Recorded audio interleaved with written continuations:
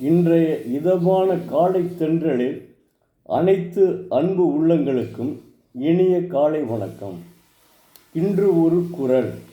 அதிகாரம் 10, இனியவை கூறல். குறள் எண் 96. அல்லவை தேய அறம் வருகும் நல்லவை நாடி இனிய சூழின். தெய்வப்புலவர் திருவள்ளுவர் பொருளால் பிறர்க்கு நன்மை பயக்கும் சொற்களை மனத்தான் ஆராய்ந்து இனியவையாக ஒருவன் சொல்லுவானாயின் அவனுக்கு பாவங்கள் தேய அறம் வளரும் என்கிறார். எந்த ஒரு செயலுக்குமே எதிர்வினை உண்டுங்க. அதாவது ஒருவன் நன்மையை செய்தால் அவனுக்கு நன்மையே கிடைக்கும். ஒருவன் தீமையை செய்தால் அவனுக்கு தீமைதான் கிடைக்கும். அதனால் நாம் நன்மையே நாட வேண்டும்.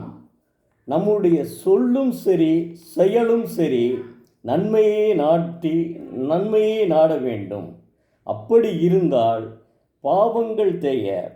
நன்மையை நாடி இனிய சொற்களை சொன்னால் தீயவை தேய்ந்து நல்லவை வளரும்.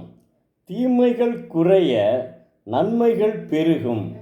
அதாவது மரம் அழிய அறம் வளரும்.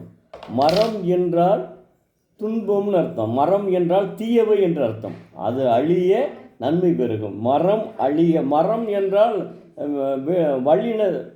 மெல்லினத்தை நினைக்காதீங்க, அந்த வல்லினம் ரா, அதாவது பெரிய ரா. மரம் அழிய அறம் வளரும். அறத்துக்கு உள்ள ரா இருக்கிற அந்த ரா. மரம் அழிய அறம் வளரும்.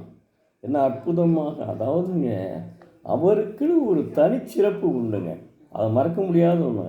டால்ஸ்டாய் இங்கே அவர் ஆங்கிலத்திலே மொழிபெயர்த்தவுடன் உலகமெங்கும் பரவிய நூல் திருக்குறள் ஒன்றுதாங்க. திருக்குறளை வைத்துத்தான் தமிழ் மொழிக்கே பெருமை.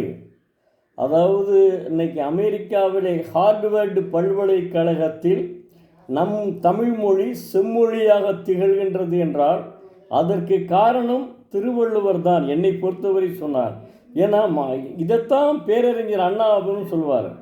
அதாவது நம்முடைய எப்பொருள் யார் யார் வாய் கேட்பினும் அப்பொருள் மெய்ப்பொருள் காண்பதறிவு. அவர் சொற்பொழிவு கீழே இந்த குறளை அடிக்கடி சொல்வாருங்க.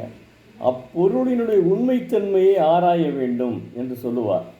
எனவே நாம் நல்லவை அறத்தோடு வாழ்வோம், செய்து இனியவை கூறுவோம், நன்மையை செய்வோம், தீமையை ஒழிப்போம்.